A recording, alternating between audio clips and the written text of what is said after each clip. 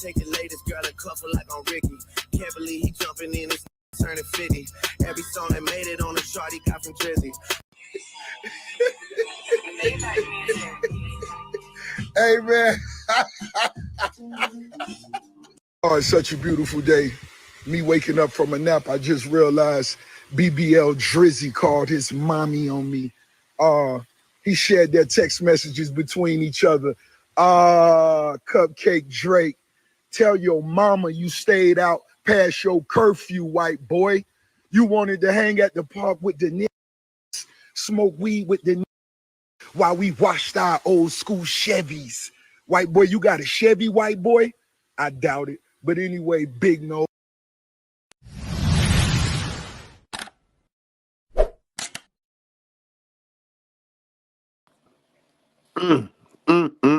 Pretty strong words from your boy Rick Ross, guys. Salute and welcome to the Nosy Ninja News, where we learn how not to be fools and hypocrites and evil, demonic from people that are well paid to do those things, guys.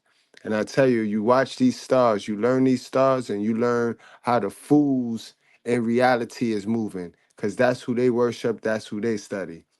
Man.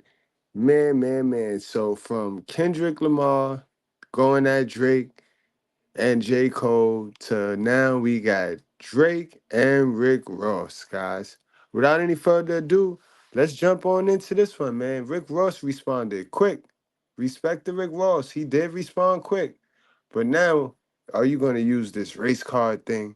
Or are you going to use the race card?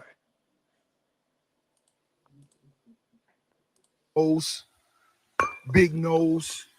Boy, you had 25% body fat with a carved out 6-piece. Stop. We know what time it is. That shit costs 40 bands. Stop. But tell your mama, well, in Miami, we say old girl. Tell your old girl she a beautiful lady. I told you that before, and I meant that. But you tell your mama, white boy, you stayed out at the park too late, and you can't call her when you get in this shit. I think Drake's afraid of himself. Meaning, when you do something like back-to-back, that's what people are expecting. Tupac never made another hit 'em up. God bless him, he passed. Nas never made another Issa. You know what I'm saying? Jay-Z never made another Takeover. Like, it takes certain things to get something out of you. I don't know if Drake can get to that level of back-to-back again. Wow. I think he's competing with himself. I got confidence in Drizzy. Wait. I got confidence in Drizzy. Wow. Confidence to do what? To rap. Yeah, he can rap, but he ain't got nothing on Kendrick Lamar. No, he gonna come back. I don't know when. He better hopefully keep chilling. soon. He better keep chilling in the You don't think so? Sexy Red. That's what he better keep doing. Nah, he got no mind. Yeah, we acting like Drake ain't got balls. Oh, is that what Drake we saying? is phenomenal. Kendrick and Drake would be a phenomenal matchup. I'm just telling you, he don't want it with Kung Fu Kenny. Hi guys, today I'm sharing True Connect, a cellular service. They are on a mission to connect. Had a song for 4 years, drop that shut your mouth. Shut your mouth. It's me twice in my big three, I had to leave you out. Kendrick is begging you to drop. The shenanigans is over. The bait and switch, the bluffer Olympics is done. Drop your 4-year-old song that you could get demolished. Thank God. Yo, is this what Drake had to do to make y'all favorite rapper rap? He had to diss 20 niggas and then harmonize at the end of the track. Drop, just drop. I'm ready. He's squaring up. It's squabble time. He's begging Kendrick to drop. Guess who's finally clapping back? Yep, it's Drake. After all the drama and shade thrown his way, he's not staying silent anymore. You won't believe how the rap world has been buzzing. From Metro Boomin and Future's album dissing him left and right, to Kendrick Lamar outright claiming he's the best in the game and throwing jabs at both Drake and J. Cole, things have been heating up. And now, Drake is stepping up to the mic with some serious heat. He's not just spitting bars, he's calling out every name that's dared to throw shade his way. In his latest track, he's not holding back, taking aim at everyone. It's like he's drawing a line in the sand, letting everyone know he's not to be messed with. Drake's proving he's still king of the rap game, and he's not about to let anyone forget it. Stay tuned, because it seems like Drake just set the rap world on fire. Yo, I don't care what y'all say. A+ for no sneak dissing, calling out by name, chin checking them, calling niggas out. Okay, so here's the scoop. Today, an unconfirmed Drake diss track started circulating on social media, and let me tell you, it's causing a stir. This alleged track has Drake going all in, taking aim at Kendrick Lamar, Future, Metro Boomin, and The Weeknd, and trust me, he's not holding back. In one savage verse directed at Kendrick, Drake throws major shade, mocking Kendrick's collaborations with Maroon 5 and his fanbase, the Swifties. He even goes as far as dismissing Kendrick as not being part of the big three in the rap game. But wait, there's more drama. Drake doesn't spare The Weeknd either. He accuses The Weeknd of falsely claiming Toronto and suggests that he abandoned his roots once he hit it big. And then there's Metro Boomin. Drake tells him straight up to stick to making beats and stay out of the drama. Talk about shutting down the competition. What's a prince to a king? He a son. I get more love in the city that you from. Metro, shut your whole up and make some drums. And as for Future, well, Drake questions his global appeal and flexes about his own worldwide recognition. It's clear that Drake is asserting his dominance and taking no prisoners. Now, while some fans are convinced this track is legit, others are speculating that it might be the work of artificial intelligence. But regardless of its authenticity, one thing's for sure, Drake isn't holding back any punches, and the rap world is buzzing with excitement and anticipation. These lyrics are dripping with aggression and swagger, showcasing Drake's confidence and assertiveness. Whether the track is real or not, it's definitely got everyone talking. But if it is real, the rap world is about to explode. Even though Future and Metro Boomin just dropped their latest album, you can bet they'll be ready to hit the studio again and cook up some serious heat in response. These guys don't back down from a challenge, and Drake's diss track will only fuel their fire. And then there's Kendrick Lamar. He's no stranger to rap beef, and let's be honest, he kind of started it all by responding to some previous sneak disses. With J. Cole seemingly out of the picture, Kendrick may see this as an opportunity to go all in on Drake. You know he has the talent and the lyrical ability to make some serious waves, but let's take a step back from Drake's response and get into the history of this rap beef. For those of you who don't know, it all started with Kendrick Lamar. Kendrick kicked things off with some heavy jabs at Drake and J. Cole in a recent track. He didn't just choose any targets, he went after two of the biggest names in the rap game. So, what was it that Kendrick said to get everyone's attention? He dropped some fierce lines and like that from Future and Metro Boomin's album, We Don't Trust You. Kendrick made it clear from the get-go, directly calling out Drake and J. Cole with some pretty sharp words. This whole beef seems to have roots in a track from last year where J. Cole referred to the big three in rap, which includes himself, Drake, and Kendrick, and mused about who the top MC might be. Drake seemed to respond by suggesting that the top spot was just between him and Cole, leaving Kendrick out in the cold. In Like That, Kendrick didn't hold back. He challenged them to be direct with lines like, "Yeah, get up with me, forget sneak dissing." This is Kendrick telling them to stop hiding behind their lyrics and address him directly. He boldly declared, "Mother Big Three, it's just Big Me," positioning himself not as part of a trio, but in a league of his own. And Kendrick went on to say more than just criticizing them. He even delivered a punch to their music, saying that what they consider to be their best work pales in comparison to his. He boldly compares himself to Prince, claiming that his legacy will surpass theirs. Kendrick's line, "Your best work is a light pack, Prince outlived Mike Jack," is a bold statement. He's essentially stating that he'll be remembered as the greatest of all time, long after Drake and J. Cole have faded from status. I'm really like that, and your best work is a light pack, Prince outlived Mike Jack. And then everyone was waiting for Drake and J. Cole to respond to these disses, and it was J. Cole who stepped up. Recordings just got better. Yes, sir. Y'all keep Hey, that it's in Dana. mind. And guys, y'all hit that like button, guys. Show y'all support by hitting that like button so I can continue to make these videos for y'all guys and react to these videos for y'all guys. Hit that like button.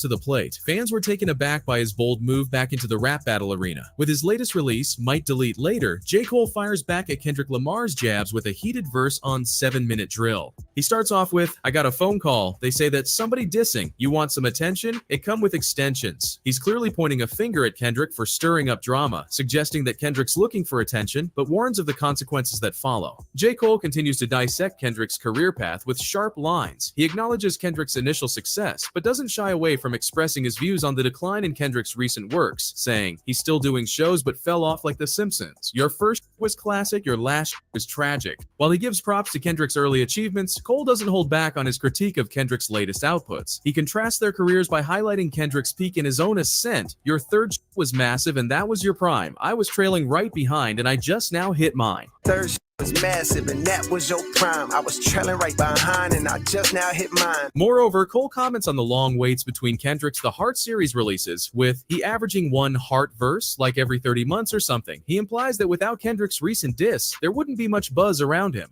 Yet, even as he's ready to stand his ground, Cole shows a level of respect towards Kendrick. "Blood don't make me have to smoke this guy, cause I with him, but push come to shove on this mic, I will humble him. J. Cole's response isn't just a clapback, it's a declaration that while he holds respect for Kendrick, he's fully prepared to meet the challenge head on. Lord, don't make me have to smoke this nigga, cause I f with him. But push come to shove on this mic, I will humble him. After all of this, fans were left wondering what was next for this whole situation, and were waiting for Drake to finally break silence. But before Drake dropped his response, J. Cole took an unexpected turn and kind of changed the whole dynamic of the situation. At Dreamville Fest, J. Cole did something really special on stage that got everyone talking. After Kendrick Lamar released a song that had some tough words for both J. Cole and Drake, J. Cole didn't just stay quiet. He came back with his own song called 7 Minute Drill, where he answered Kendrick. But at the festival, instead of keeping up the fight, J. Cole decided to say sorry to Kendrick right in front of everyone. For the first time I was tested. Why am I tested?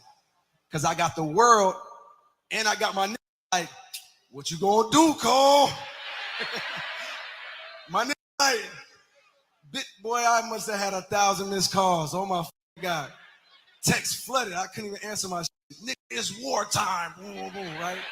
So yeah, J. Cole took some time during his show at Dreamville Festival in North Carolina to get real with everyone. He started talking about his latest track, 7 Minute Drill, which was actually a comeback to a song Kendrick Lamar made called Like That. J. Cole was telling the crowd how he's been feeling good lately, doing things his way, but then he switched gears to chat about his new EP, Might Delete Later. He said he was really proud of it because it's part of a bigger project he's been cooking up for a long time. But there's a catch. Cole mentioned there was one part of his EP he didn't feel right about, the diss aimed at Kendrick. He straight up called it the lamest thing he's ever done. He shared how torn he felt when everyone was looking at him to see how he'd react to Kendrick's song. Despite the world wanting to see them go at it, Cole said he didn't actually have bad blood with Kendrick, who he's always looked up to. He was super honest, even naming Kendrick and admitting that his diss track was a mistake and kind of silly. Cole reflected on how it took him back to a time when he wasn't making the best choices, and he really hoped Kendrick didn't take it the wrong way. He stood there, asking for a chance to make things right, not just with Kendrick, but with everyone listening. Cole hoped for forgiveness, wanting to get back on track and leave the drama behind. He even said the past couple of days had been rough for him, feeling terrible about the whole thing.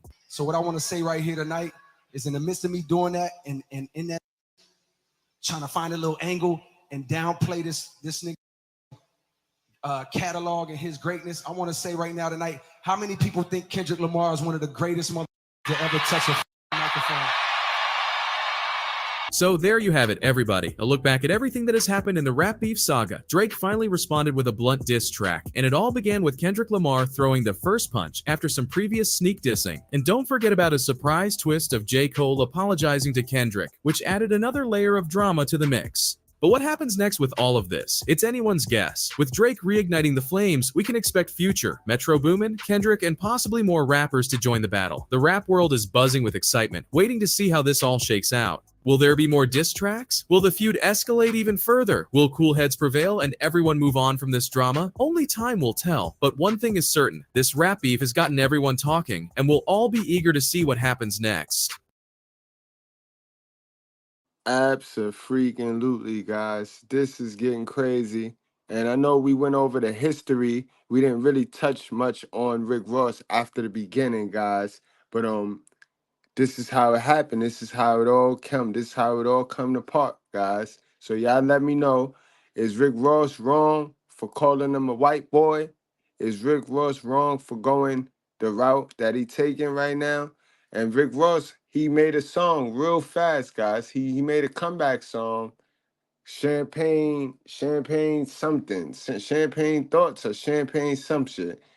You know what I mean? Y'all go check it out. I couldn't really get any clips to add for this video because they're not cleared, guys. But it's getting nasty. And please don't forget to check out the next part to this video, which is Rick Ross and his baby mother and 50 Cent, because you know 50 Cent was not going to stand by. So guys, y'all like, share, and I see y'all later, guys. In fact, the video pop up. The part 2 will be popping up at the end. It should be popping up right now. Click into that now, guys, to continue your viewing experience over here, guys.